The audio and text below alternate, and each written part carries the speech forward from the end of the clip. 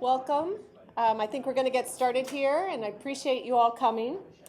My name is Deborah Gonzalez, and I am the new Government Affairs Director. This is my third week. You're my second test audience, so be kind. Thank you for joining us today. For those of you who are not familiar with PPIC, it's a nonpartisan, nonprofit think tank that has offices in San Francisco and Sacramento. Of course, Sacramento is the center of the universe because we're here. So just so you San Francisco people know. Today's event is part of the James Irvine Foundation briefing series, and we would like to thank them, as always, for their support and making this event possible. For today's presentation, we're going to hear from PPIC researcher Jake Jackson, who is the best name, Jake Jackson, I mean, it's alliteration, who will discuss his report, Improving College Graduation Rates, a closer look at the California State University. I'd like to also acknowledge his co-author, Kevin Cook, who is also here today. And we'd like to thank the Sutton Family Foundation Fund for their support for this important work. The report, as well as the briefing slides from today's presentation, are now online and available for your viewing. I am a parent of 2 college-age students, and I aspire for my kids to graduate from college. As I told them, I want you to be a superstar, not a super senior. So this report is very important to me personally. There's additional costs associated with completions over a longer period of time, not only to the parent, but to the state. It's tuition costs, it's housing costs, it's extracurricular activity costs, as I am learning. But it also raises the risk of whether students will actually graduate, so this is an important issue. As a former, and I like to say recovering policy maker over at the Capitol, this issue is also very timely. There are a number of significant pieces of legislation that are being considered, some of them not being considered at this point, but may be considered in the near future, the way policymakers are. And there is some budget trailer language that is actually pending, so this is very timely and important. A few more things before we begin. This Monday, May 23rd, we'll be over at the Sheraton for an event on poverty and inequality in California. If you didn't already sign up, the event is already full, but we will be live streaming it, and you can sign up for that. We'll be back here in the California Events Center on June 3rd for a discussion about technology in schools. So please look out for that notice and sign up when you can. And again, we will stream that if you're not available to come, but you can't get beer bread online. So that's another thing to think about.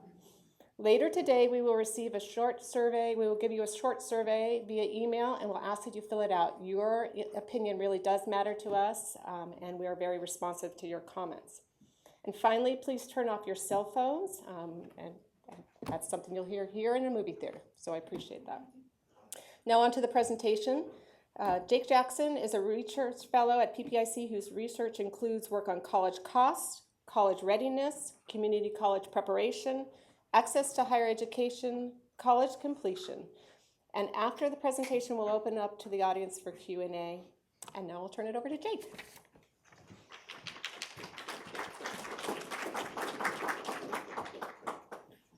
Well, thanks for taking time out of your day to come see our report. We're really excited to share it with you.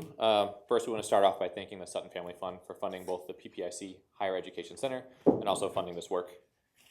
I didn't expect to see so many apprehensive college parents here. I assure you, I'm going to try to fix everything with this report. To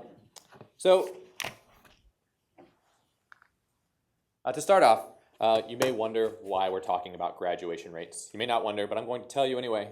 Here at PPIC, we've often talked about increasing the number of college graduates in California. We've talked before about a coming skills gap in 2030 of 1.1 million college graduates. And college graduates in general are good for the state. They provide more revenue for the state. They rely less on government state services. They participate more in the political process. And there are also good things for the student, of course, like higher salaries, better job outcomes, better health outcomes. But there is one way to shrink, there are many ways to shrink the gap that we're seeing in 2030, or that we're projecting out to 2030. One way is to increase access for students, get more students in college, and you'll probably get more graduates. Another one is to take advantage of the fact that there are many students in college already who aren't graduating. And by increasing the graduation rates, we are both helping to shrink the coming skills gap, but also we're making a better return on the state's investment in higher education.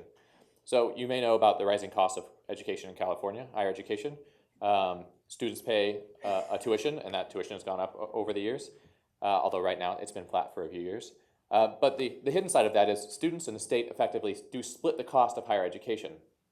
The state subsidizes a portion of higher education, student pays the rest.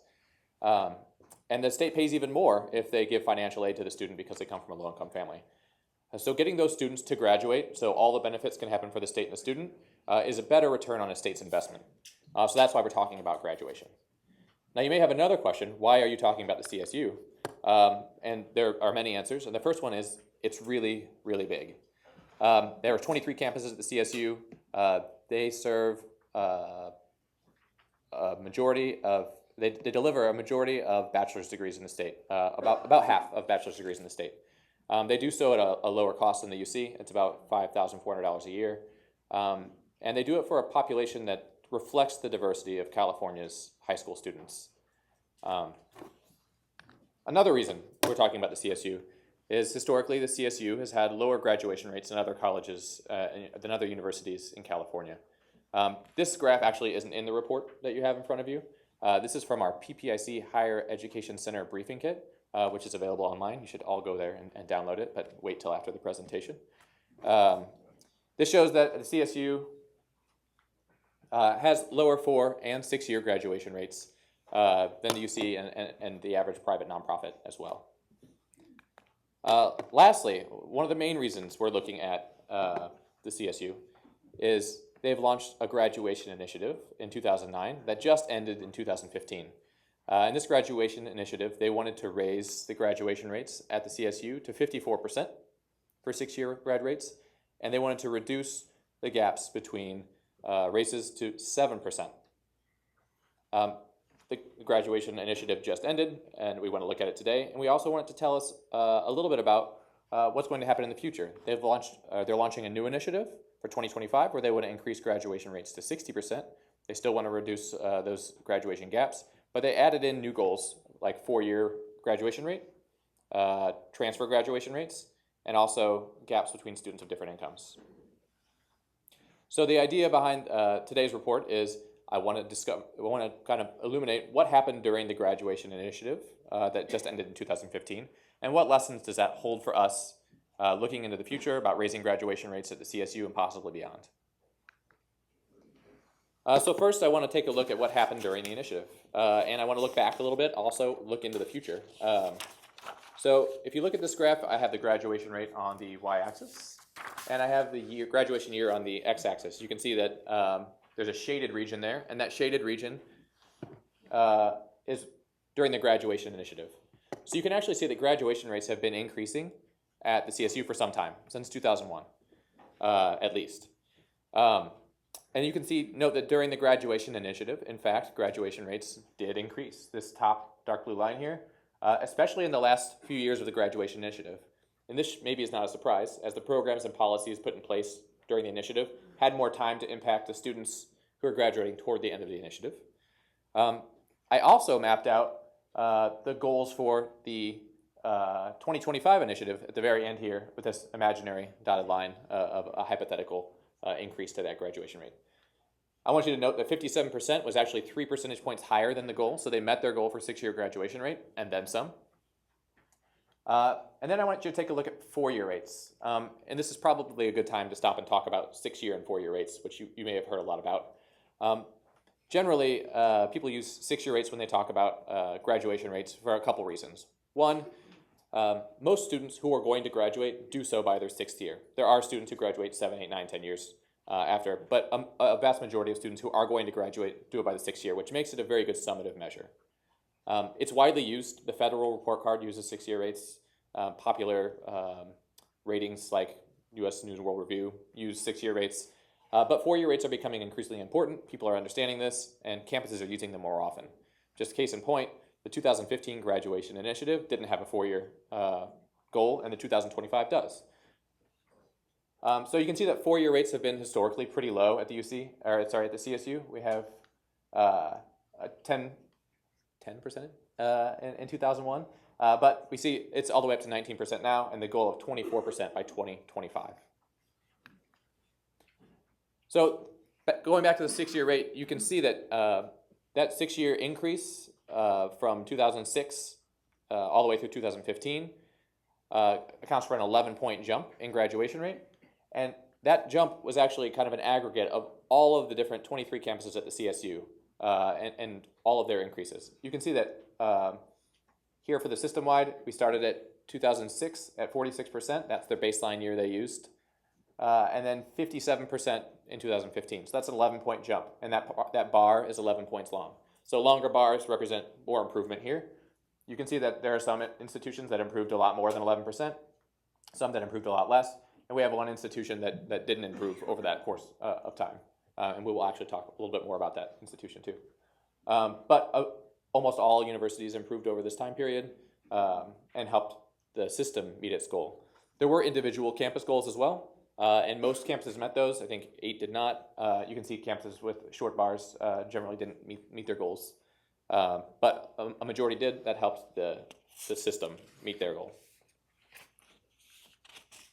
One place they didn't meet their goal was closing the graduation gap.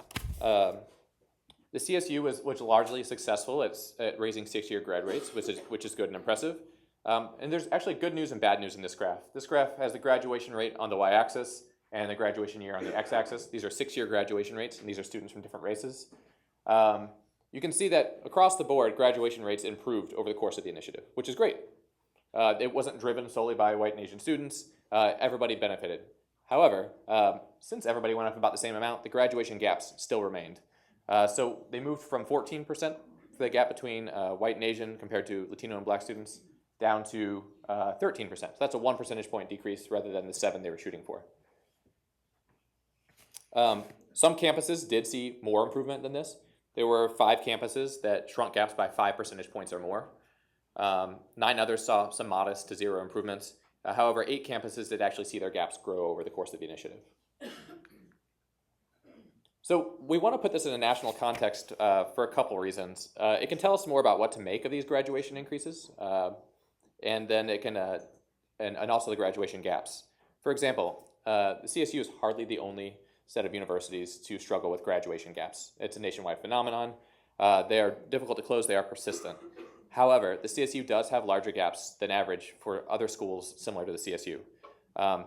22% between black students and white students at the CSU compared to 12% nationally, and 13% for the Hispanic white gap compared to 6% nationally.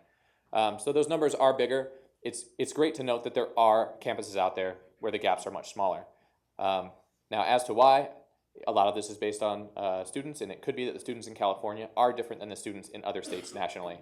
And it's important to research this, find out more about why, but these other universities could hold the keys to figuring out maybe how to better our own gap. But let's look to where the CSU was successful. One of the places they were successful is raising 6-year graduation rates. And their goal was to get their campuses into the top quartile of similar campuses nationwide. And you can see here I have graphed 6-year graduation rates on the y-axis, and on the x-axis here I have SAT math score. And what I want to show you with this graph is basically there's a relationship between entering students' SAT scores and graduation rates. It's a pretty strong relationship as well. SATs actually explain a majority of the variation in graduation rates. Not all of it, however. You'll note that this line here represents the trend pretty well, and for shorthand you can pretty much suggest that anything above the line suggests that students are doing better than, or that those universities are doing better than expected. Anything below the line, universities are doing generally worse than expected. Since this isn't a perfect model by any means, it's just suggestive, but look at where all the CSUs are, which are the orange dots here. They're all at or above the line, mostly at or above the line, suggesting they're doing better than expected given the types of students who come to the CSU.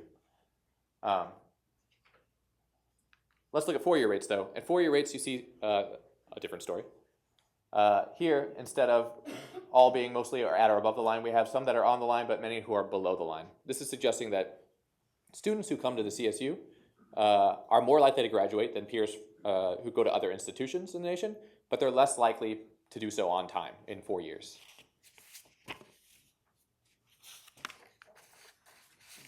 So we've learned two things from this presentation so far. Actually, I really hope you've learned more than two things from the presentation, but hopefully we've learned at least two things. One is there is a pretty significant relationship between preparation, if you look at preparation as an SAT score here, and graduation rate.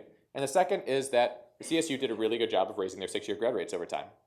So the question that has crept into some people's minds is, are we really seeing improvements that were made, like programs and policies that were driven at the campus level to improve graduation rates? Or are we seeing an artifact of just better students walking through the door at the CSU? We know students are getting completing more AG courses. We know that students are less likely to need remediation. We also know that Impaction's out there, and CSU is turning away some students as well. So what are we seeing here? Are we seeing better students, or are we seeing potentially something else? What we did was we built a model based on student characteristics that explained a majority of the variation in graduation rates. And we predicted what the change in graduation rate would be at every single campus just based on changes in student characteristics. So if students increase SAT scores, you might expect to see a bigger increase in their expected graduation rate. So what I've graphed here are the expected differences for 4 different colleges, not drawn randomly out of a hat necessarily. Long Beach had the biggest expected jump. They increased their SAT scores quite a bit. They were expected to jump almost 4 percentage points.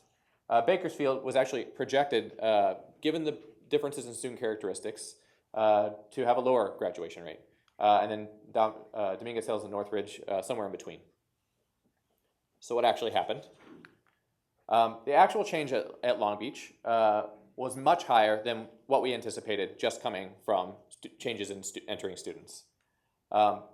We see that same at Northridge. At Northridge, we actually projected a slight drop, but we see they gained.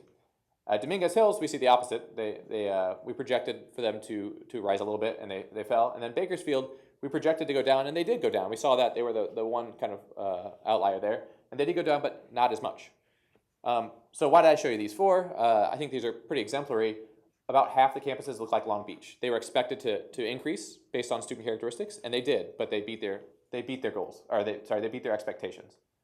Northridge, about 8 of the campuses look like Northridge, where they were expected to drop, but instead they gained. Only 3 look like Dominguez Hills, where they were expected to increase, but they decreased. And then there's only 1 that looks like Bakersfield, where they decreased, but not as much as we thought. So the next logical question, actually one of a million next logical questions, is so what went on at the campuses? And what do we think had an impact on these 6-year graduation rates? So Kevin, my co-author, and I we poured through campus documents, chancellor's office documents, finding strategies, policies, programs that campuses did. We categorized them. And then another thing we did was we talked with campus leaders, provost presidents from 13 campuses, and asked them about the graduation initiative, their thoughts on it, what they thought was particularly effective, why they thought that was particularly effective. And we put together, we tried our best to take all of that data and push it down into a 5-minute slide here. One of the things that campuses really relied on were a set of high impact practices. Raise your hand if you've heard that term before. All the CSU people. So high impact practices are a set of research-based practices that really focus in on engaging students with the campus. We know student engagement is one of the reasons that key reasons that students don't graduate or they graduate slower. Others are things like preparation, performance, financial aid problems, working while going to school, course availability. But engagement, they found, was particularly helpful in helping their students graduate. Another thing about high impact practices is they help students from all kinds of backgrounds, but they particularly help students who are first generation students or students from underrepresented groups. And given that the 2 goals of the graduation initiative were to raise graduation and close graduation gaps, high impact practices seem like a good fit. Campus leaders spoke pretty highly of their high impact practices. And some examples here include proactive advising, first-year student seminars, learning communities, peer mentoring, and undergraduate research. I'll just focus in on learning communities for a second. So instead of taking just a bunch of different classes and then another student takes a bunch of different classes and you study for those classes, what a learning community does is they connect students in several classes. So you take classes with several of your peers, several classes with several of your peers, and then you meet to look across the disciplines around a certain problem or a topic or idea. And this building of community with other students, often they live together in the same dorm if there are dorms there, as well as the engagement with kind of an idea outside of the realm of the classes you're working in, help to engage students to the campus. And almost every university reported using some learning communities as part of their plan during the graduation initiative, and a lot of universities that said they were particularly effective. This graph outlines almost everything we found in the campus documents. We found that the graduation initiative was set up top-down in terms of goals. The Chancellor's Office gave the goals to the campuses, but the campuses themselves were the ones who came up with the plans to help their students succeed.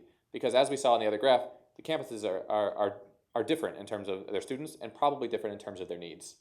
But what we did find was a lot of campuses use the same programs and policies, probably because they read the same research, also because they talk to each other, also because these are a lot of them are research-backed policies and programs. So we found a huge focus on advising, and a huge focus, so that's like improving in-person, sometimes virtual advising, improving communication, and improving advising systems. Then we have academic engagement, and that's what we talked about with high-impact practices. Curriculum pathways, so changing the curriculum, making more courses available, putting more courses into the same bucket so you can count them for credit toward your major. And then research and evaluation. One of the things we noted here was a lot of campuses started using student level data like they hadn't used before to identify problems and to identify potential solutions. But what we found more often than not was campuses were not just using isolated strategies to try to improve graduation rates, but they were combining those strategies to attack one central problem. And we identified 3 problems that came up again and again in our conversations. One was student preparation, another was bottleneck courses, and the last is excess units, and I'll talk a little bit about each one. So for student preparation, we know that student preparation has been a problem at the CSU for a while. They had very high rates of people who needed to take remediation before they could start college level courses. I think that number is still at 40%. And students who are not ready for college are less likely to persist and less likely to graduate. And at San Bernardino, this was a particularly acute. Most of their students required remediation before they could take either a math or an English course and or an English course. So they used pieces of advising and engagement and course scheduling and high impact practices, put them all together to come up with a program they call Coyote First Step. And this program is a supplement to the Early Start program, which is a program that students take before they start their freshman year that helps them hopefully get ready for college. They had students live on campus. They involved them in a learning community, workshops that help with college skills. They wanted to enhance engagement through connections to advisors and professors, strengthen social connections to the campus in general. So they combined these elements together to create this one program to help these students. They found this program particularly effective in its first few years. These students took more units. They were more likely to persist than students who didn't participate in the program. And they found that it was particularly effective for their underrepresented students. And just one to note, one of the campuses that closed their gap by the most was, in fact, San Bernardino. They went down, I think, to a 1.5 percentage point gap, which is great. The second is bottleneck courses. So bottleneck courses, I'll define. It's in general, it's a course that's in high demand, that's required, where the demand outpaces the supply of the course. And they're sometimes difficult to identify, but they're a common problem that students lament. I couldn't get the course I needed at the right time.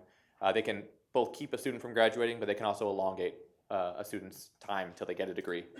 At Long Beach, they noticed that this was a problem. And they were successful at raising their graduation rate quite a bit, and they credited some of their success to the changes they made in these bottleneck courses. They were able to help departments collaborate, both the scheduling and the budgeting department collaborate to fully fund the course schedule to help offer the right courses at the right time for their students. In addition, they changed some of their course requirements and they combined requirements. So they were able to streamline a student's path toward a degree. And lastly, excess units. So excess units may seem like a weird barrier to graduation. It's more of a barrier to on-time graduation, but I'll kind of explain. It takes about 120 units to graduate on average if you're on the semester system at the CSU. And they were finding students at Cal Poly who had 130 or 135 units, but didn't have the right units to graduate with a specific degree. They had a bunch of extra units. It could be because they were double majoring or that they were minoring, or maybe because they switched their major in the middle, or perhaps the courses they wanted weren't available, so they filled the space with other courses that weren't required or that weren't toward their degree. Cal Poly didn't have the same problem as San Bernardino of low preparation for their students. Most of their students didn't require remediation when they got to campus. But they did see this excess units problem, so they suggested that this was really helpful in reducing their time to degree. And in fact, even though the 4-year rates didn't increase that much during the initiative, they increased the most at Cal Poly. I think it was a 15-point increase compared to, I think, the 5% increase on average. These were definitely not the only universities to engage in solutions to these problems.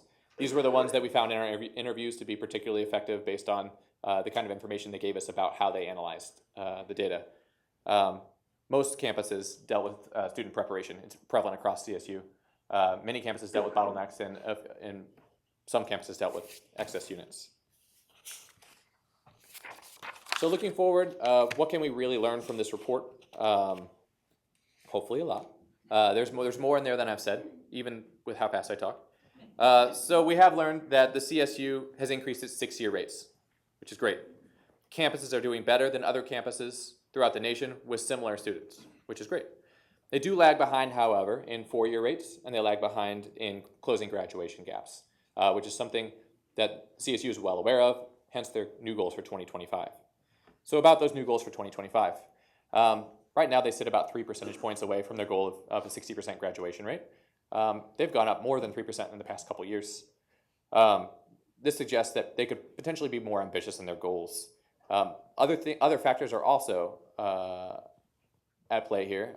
Students are less likely to need remediation. The Early Start program is creating more ready students than we had before. The Early Assessment program, there's new Common Core curriculum, which is supposedly going to help students become more college ready over time. Students are taking more ADG courses, so there's a lot of factors kind of moving in that direction. There's also campus impaction. Campuses are turning away thousands of students, which could mean for better students coming in who are more likely to graduate in the first place. This might be a great time to kind of attach their graduation goals to the coming skills gap that we've predicted by 2030. Through these initiatives for 2025, they hope to produce 100,000 extra graduates. Hans Jossen recently testified that the CSU share by 2030 is closer to around 400,000 extra graduates. There's many different scenarios that they could get there by raising graduation rates. One of them is by expanding the eligibility pool, but in addition, raising graduation rates to 74%.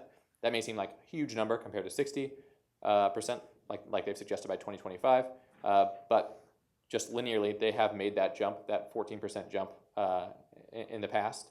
It might be harder to do it once they're higher, but it's a possibility and something they should at least consider when making new goals, which I think they are considering soon. Secondly, the CSU can facilitate more rigorous evaluation. All of the strategies I showed you sounded great, and some were actually shown to be effective on the campus, but not all of them were evaluated. So they introduced hundreds of strategies on campuses, but they didn't have the capacity or the time to evaluate them all. There are budgetary factors that concern. We've seen a large budget decrease at the CSU, and that hasn't returned to pre-recession levels of support yet, that may not ever happen. So just expecting that more money will solve the problem through different policies might not be the best route.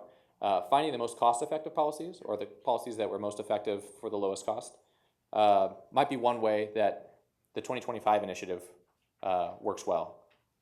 The CSU Chancellor's Office is in a good place to facilitate the evaluation of these policies. Piloting policies using random assignment is difficult. It can be expensive and it takes a long time. But if you have 23 laboratories of campuses around, they don't have to all duplicate the same efforts. So the Chancellor's Office could help arrange that, hopefully. Third, we think the state can support successful practices at the CSU for graduation. We do want to note that the 6-year graduation rate increased, which is great, but we still have pretty large graduation gaps, and graduating students of color is going to become very important in the state as our demographics change if we want to reach our 1.1 million additional target by 2030. There are promising programs.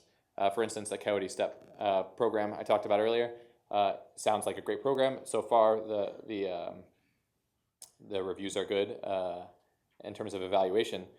However, it's very expensive. It's students living on campus. It's free to the students, and that's an important piece of it. They got a grant to run it for its first year, but as it is expensive and promising, they're going to need to find money from somewhere.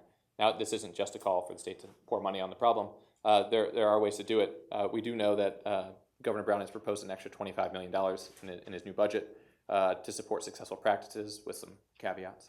The California Innovation Awards for Higher Education are another way to both spur and support innovative practices. Some campuses actually reported using that for their graduation initiative programs as well. And lastly, the state can also act to improve 4-year rates. The state has a vested interest in getting students to graduate in 4 years. Students moving through the system faster create more space for more California students. It's a quicker return on investment and a higher return on investment. And of course, it produces more graduates to close the graduation gap coming in 2030.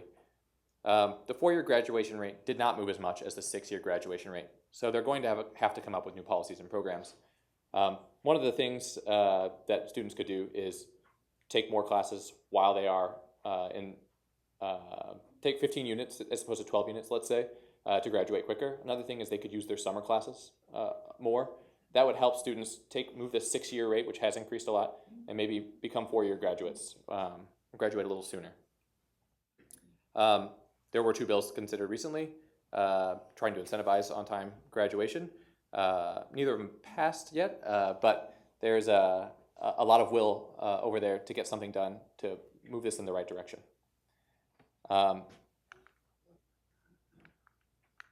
That's what I have. And Kevin's going to come up and answer any questions with me.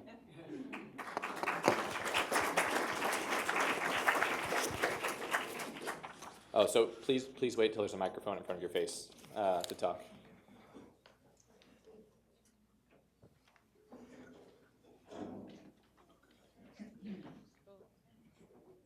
Hi, thank you so much for that presentation. Shahara Hyatt with the California Homeless Youth Project. And I just want to say that a lot of the research that I've seen about barriers to graduation rates include college affordability, not just tuition costs, but all the associated costs, housing and transportation and food and things like that. And I was wondering if that came up in any of your research, or if you saw any schools in particular try to alleviate some of the affordability challenges for graduation. Great. Thanks for the question. So a couple things here. One, financial issues definitely have an impact on both time to degree and whether or not a student graduates. And we found campuses were well aware of this. There wasn't a ton they could do in terms of financial aid at the campus level. But we have released a report recently that suggests, we all have heard there's of the rapid increase in tuition, but that really didn't impact low-income students. California, through the grant system, really took care of those students as long as they applied for financial aid, which is a whole other story. So the idea that during the initiative, kind of the backdrop of the initiative was during this kind of budget crisis when tuition was going up. The fact that we didn't see graduation rates drop was kind of surprising, I think, to some of the campuses themselves, given the fact that tuition increased so much, and we know that tuition is a barrier for graduation. But definitely something they can look at in the future as well. for the 2025 initiative is tackling those issues. We didn't hear it as much from the campuses this time, and going forward, that's definitely an unexplored area. Hello. Two questions. On your figure number 4, the two sort of exceptions down there at 350 and at 550. Can you identify which colleges you were speaking about? And the other question I will see is quite interested in you seeing both Long Beach and the Los Angeles system seeming to have increases. Whether there are attributable factors to those two campuses. Oh, great questions. So figure 4.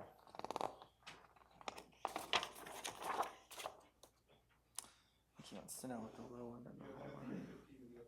I'm just curious to identify. I'm assuming the high one was San Luis Obispo, but what was the low one? Oh, I see. Yeah. On the yes, the low one was Dominguez Hills, way off to the left here, and the highest one. So there's quite a bit of difference in the CSU campuses. They're not all, it's not monolithic, which is kind of one of the smart things they did with the initiative. Was they said you can respond to your students, and you know these students might have different needs than these students when it comes to graduation. The other question was about, I forget. Los Angeles Los and Angeles. Long Beach, because knowing the ethnicity of the surrounding community, was very curious to see both of them, you said, tremendously increased. They did. They did. Kevin knows a fair bit about this as well. Yeah, CSU LA. Is that what you're speaking about? CSU LA. Yeah. Yeah. So Long Beach has been particularly successful. They've been working on this for a very, very long time.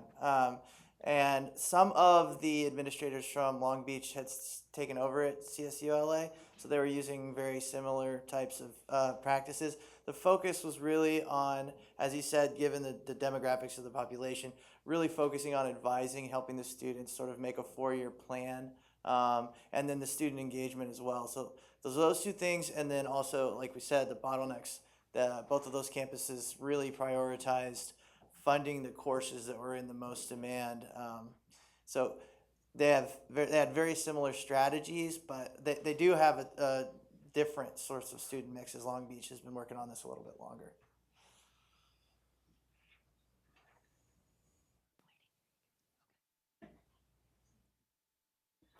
I was wondering, I know this was about CSU, but it strikes me that a lot of the same things apply to UC.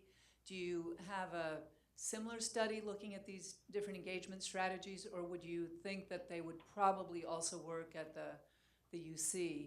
And the second thing related to that is I know some people at the UCs doing some of these kind of programs, and they're doing self-evaluations. So I'm wondering if there may be more evaluation going on than you know, or even if it's fairly informal, and if folks knew what kind of measures or what they should be looking at, you could aggregate more of that data kind of informally. Thanks. I think that's a great point. So a lot of the high impact practices have been researched for a while on multiple campuses with multiple types of students. It would probably work at the UC as well. Similar students at the UC, not always the same, but similar. And there is a lot of self-evaluation going on. And one of the things that we heard when we talked to campuses was there was a lot of evaluation of attempted evaluation of policies and programs. It wasn't always like a random assignment gold standard, and sometimes they couldn't really do anything about it. When you offer everyone on your campus something and you don't record who participates in it, it's impossible to tell. But they're getting better, they're getting smarter at collecting data in the right way. So absolutely, I think the future's kind of ripe for them. They're creating a lot of data dashboards now, a lot of real-time student data, and hopefully, I think they kind of pin 2025's hopes of increasing graduation rates on a lot of these advances in data collection and technology. But I think you're right. The UC could absolutely benefit from an initiative of their own. Do you have this chart right here juxtaposed against an accompanying chart of which campuses are under Impaction and which programs on campuses are under Impaction? That's a great question. No, I don't have that superimposed. But one of the things I wanted to do, and Sarah helped me on this, was we wanted to see whether Impaction was kind of causing some of these problems, or not problems, some of these increases in graduation rates. That was the kind of impetus behind are there better students walking through the door and more likely to graduate. There wasn't a whole lot of Impaction going on during the years of the graduation initiative. Only toward the end of the initiative do we really see Impaction, and Impaction really impacts freshmen So for the 2025 initiative, I think we will see Impaction having some kind of effect on here. But for freshmen entering in 2009, most campuses were not that impacted. There may have been some programs, like nursing on some of them, that were impacted, but campus-wide impaction didn't happen until the middle of the initiative when those freshmen were already at school. So what we'll probably see in a few years is kind of the results of impaction, which we're happy and willing to look at. We also didn't get to look at impaction by major. I know that's a big issue as well, where there's certain majors that definitely, where maybe a school, whole campus isn't impacted. But looking at this further, as in what types of majors are the students graduating with, I think that's something else we'd like to look at.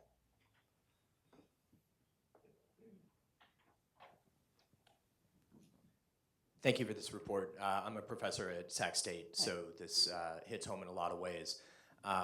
As a professor, you know, you guys are at the 30,000 feet looking at the data, and I'm working with the students every day. So I can tell you a couple of things. First, regarding the first question about tuition, I noticed in your first figure that the last couple of years saw a steep increase. That corresponds with the last couple of years of flat tuition. So I wouldn't be so quick to judge the success of the programs building over time as I would to notice that with flat tuition, students are able to focus on their classes. I can tell you, over the last 15 years, every time there's a tuition increase, that means students are working, that many more shifts, which means they're not taking those extra classes, which means that increases their time to graduation. And there's a similar side to your reflection on, perhaps other ways to increase graduation rates, summer classes, going to full-time status, and that corresponds exactly with class privilege, right? The summer classes cost a great deal more, and if you have to work, then you can't take as many classes. So, pardon my comments. The question that I had was, in terms of what the faculty actually look like, over this period, we've seen a dramatic increase in part-time and adjunct, non-tenure line faculty, with a real reduction in tenure density. Mm-hmm. And I'm wondering if you had any intention of whether you included that in your model or whether you'll do it in the future, because what the faculty looks like really has an impact on student retention and graduation.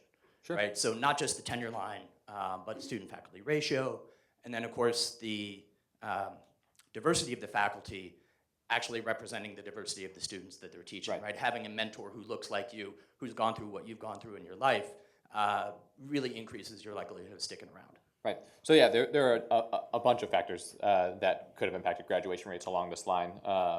And by saying it's just not the student mix, we're just ruling out maybe one possible. It could have, absolutely, the faculty makeup could impact graduation rates one way or the other. Tuition is another one. It was largely flat across the last few years of the initiative, but it went up greatly right near the beginning of the initiative. So yeah, there are other factors. We're interested in faculty and the relationship to students.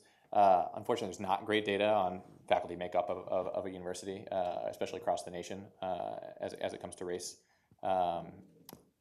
But definitely an area of interest of ours for future research. Yeah, we've actually spoken about this before when I was a graduate student at Sac State, and yeah, I agree with you. That's an issue. And on an institutional cost report we did before, there's a real push to, or at least you see a large increase in what you call contingent faculty or part-time faculty. Jake's right; it's hard to tell the impact of that. If you do look at student services, there was extra funding to try and provide more advising, maybe to try and take some of the burden off the faculty and so they can focus more on teaching. But without really further research and looking at maybe student level data, it's tough to make those decisions. Which we would love to do. Yes. Are you planning on doing a breakdown by school, by major, to try and figure out which majors are more likely to generate 4-year graduation rates, 6-year graduation rates? I would love to. Yeah. It's not the immediate plans, but so this is kind of our first foray into looking at graduation and looking at completion at PPIC. And I think one of the things we're very interested in is how that relates to what happens after you graduate. And majors is one of those areas where some majors graduate quicker than others. We heard from, when we talked to Cal Poly, A lot of them are engineering majors, and some of them had programs that were more than 120 units. So those students were not going to get out in 4 years, even if they took the right number of classes every single quarter, because it was nearly impossible. And one of the things they actually did was shave down the number of units through negotiations with those colleges and professors to try to get those numbers down, or at least have some classes count toward credit that didn't count before. So yeah, you're absolutely right. This could be a result of majors kind of spread across these college campuses, but it'd be interesting to know and helpful probably for campuses to know as well. I think also when we're talking about curriculum redesign, some of that, we spoke with CSU LA, we spoke with Northridge. Some of the places had found that maybe in chemistry, look at some of the majors that led to pre-med would have what they call, sort of cutoff courses where the professors are automatically trying to get grade on a curve and maybe weed out some students and so they really looked at that and tried to see, is that fair?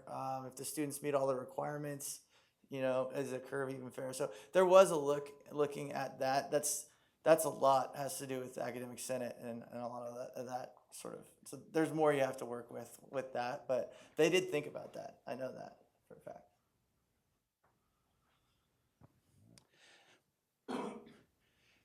Thanks, guys, for an interesting presentation. How's it going, Kevin? Hey, Devin. I'm looking at figure 1, and I've got a couple of observations on that one. It looks like in the period we're looking at, the increase was for 4 years dramatically, and for 6 years slightly less than it was in the period before that. And as my friend over here just pointed out, if you don't account for that last little spike in the last couple of years, it barely would have increased at all. Sure. Is this what should I take away from that? That's a good question. Well, luckily the spike did happen for them, but also one thing to note here is in 2009 the Graduation Initiative started. So if you were a senior, or let's say a 6th year, as they might call you, in 2009, you probably didn't benefit much from the programs and policies. So we wouldn't expect a large increase. The place where we might expect the largest increase is for when you're graduating in 2013, 14, and 15 as 4-year, 5-year, and 6-year graduates, because a lot of these programs were directed at freshmen. Not a majority, but a lot of them were. So that's why you'll see the programs and policies probably had more time to take an impact on those students. We kind of ruled out, we think, whether there's better students. So it could have been programs and policies. It could have been a change in faculty. It could have been a lot of different things. But yes, the spike did happen, and it's not out of line with what would happen if you started, if you think about dosage of the policies and programs. Also, in 2009, not a lot of programs were ready to go off the ground right away. Some of them took time to build, and then it's not like the Graduation Initiative stopped for them either. 2015 stopped, but they're continuing the same programs and policies moving forward. They're still adding all the time. So that, to partly answer your question, yes. 2016 and 17 to have residual increases from those. That's I think the hope for them, and I think it's an expectation that will happen. Keeping in mind that each one of these points on here is a different cohort of students. So taking that into account, yes. Right, and you also have to consider the funding issue that's going on during this exact time period.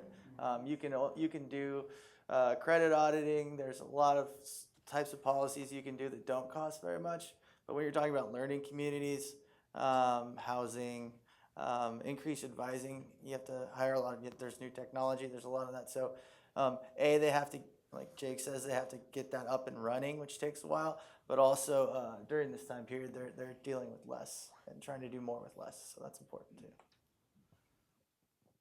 Thank you for the report. Just a quick question. Did you consider the potential impacts of course delivery? For example, hybrid classes, on-site classes, or online classes? And did that have any differential impact on the actual graduation? We didn't in this report. We have done past work on online learning. There has been a pretty large increase and a commitment specifically by this governor into online learning.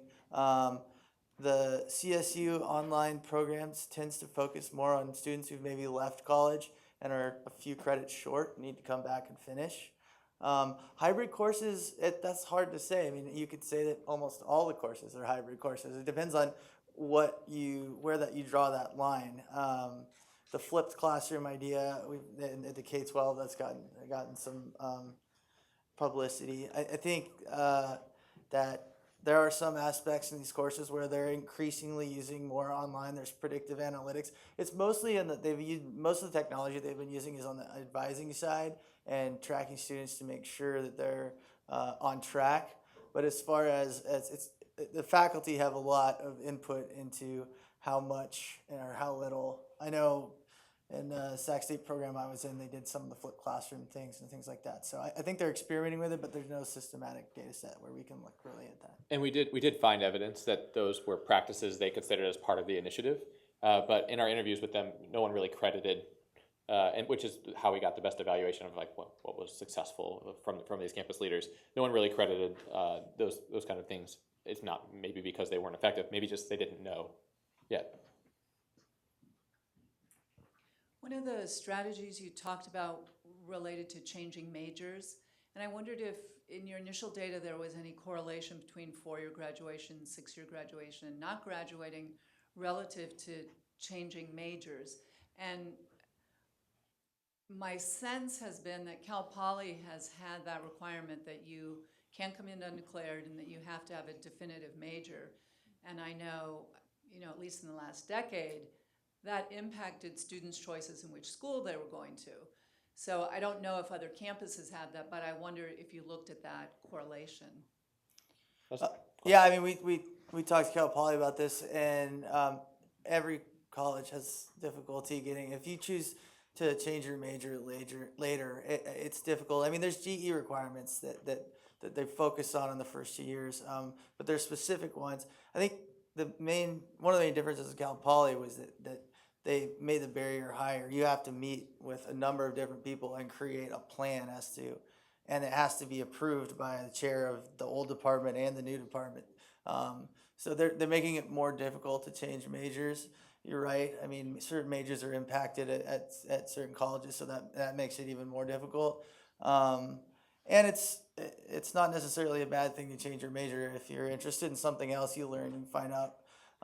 But it is something where it's all about sort of planning out your college career and not just sort of taking courses without some sort of goal in mind. So I think that yes, other campuses are dealing with this. Other campuses, like at Cal Poly, this is a larger problem than at some other places where they're dealing with much more severe sorts of difficulties as well.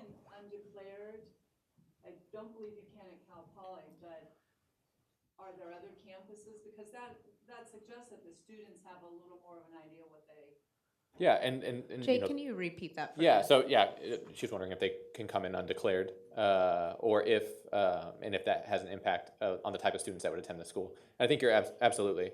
Now, to the extent that it matters in the student characteristics we measured here, which were things like financial literacy and their SAT scores, and that we kind of accounted for when we looked at that, but there are things we could never measure. Like there was no data file for motivation for a student in there, and I wish I could download it. But you're right. A certain type of student may be more likely to graduate on time, and they may be more likely to gravitate toward a school where you pick your major and you're going to get it, and you're going to get there in 4 years and get out. So yeah, definitely.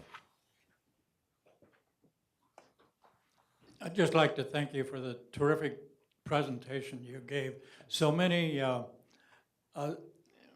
studies by outside people, not part of the school system, tend to be too scholarly. They write for other scholars rather than for practitioners. And what you're doing is really good for practitioners. But a question was asked before about the schools that had the greatest increase, one of them being Long Beach.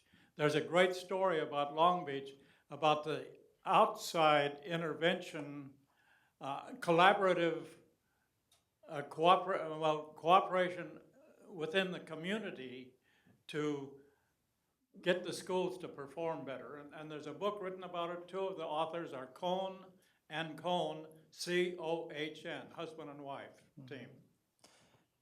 So yes, the Long Beach Promise program, and then some of the integration with the community. I think the Long Beach Promise program, I think, is what you're referring to. Yeah, Long Beach, they're a model for this. They've been doing a lot of good work for a long time. But San Bernardino, that First Step program, they've done a lot of programs as well to work on data sharing agreements. That part of that First Step program is they try to bring parents and family members of the students to get them also show them around the campus as well over the summer before they start. So there's other schools that are doing taking Long Beach's example and trying to work on that. And San Bernardino has been really successful, I think, in that case. We didn't get to interview all the campuses, so I'm sure there's other types of programs going on, but definitely making it a community issue and discussing K-12, community colleges, even involving the UCs and local businesses as well, seems to be really helpful in creating a culture of graduation. And one of the areas we talked about a lot was preparation, and a lot of campuses went to the K-12 and went to the community colleges to talk to them. If not setting up a promise system like that, at least engaging with them was an important part of their packages for improving graduation rates during the initiative. So yeah, absolutely. The legislator have been very interested in regarding with textbook cost. Has it anything, or in the future, are you going to examine whether any of this trying to increase about textbooks as a cost related to the CS system? Can you determine that there's been any change in the time period that it started to whether it's something to track at all? That's a good question. I don't know the answer off the top of my head, but it's something that it's empirical, and we can potentially look into it. There's a question about student fees as well in here, which have been kind of a hot button issue at the CSU. Textbooks, another one. Definitely things we could look into in the future. Appreciate that. So in regards to major changes and extra units, I haven't seen recent studies. Last time I looked at this was 15 years ago, and we sometimes call students who enter a four-year university as first-year students rather than as transfers. We call them native students, right? Which is a strange term, but so 15 years ago, native students, the average student changed their major 5 times. And I don't know if you have any new data on that, but I imagine it probably goes up and down with the economy and other things. But the problem of impaction, you can't talk about major changes without talking about impaction. Right. And impacted campuses, impacted programs. The students on my campus who are coming to, I'm a professor of sociology, so the students on my campus who are coming into sociology as new majors, right, as changed majors. They haven't taken any social courses. Some of them have 110 units because they've been trying to get into impacted programs like psychology, like criminal justice, like social work. And so we're sort of, a second choice or maybe even a third choice. Of course, they're wonderful students and they find out that sociology is the answer to everything and they were wrong in the first place. But that's really the problem with the extra units, is that they've been taking all these psych courses and they can't quite get up to the GPA requirement, or they can't quite get in through the lottery system, or whatever it is. And so they end up changing their major. And so, again, it's that fine grain, and I know I'm asking you to do something you weren't trying to do.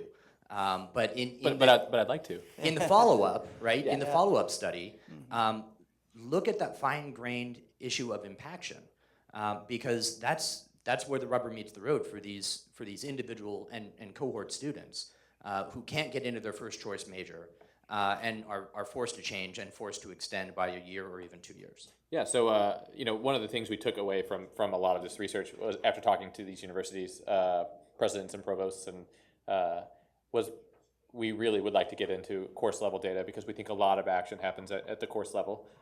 So that's one of the things we'll definitely want to take a look at, especially as Impaction becomes more prevalent at the CSU. Impaction also, when you're talking about associate's degrees for transfer, people coming in from community colleges, they're guaranteed a spot based on the major and the requirements they hit. So that also is going to be a challenge in the future too, as that program grows. All right, it looks like we're done. Thanks for coming today. We really appreciate it. Yeah, thanks for all the questions.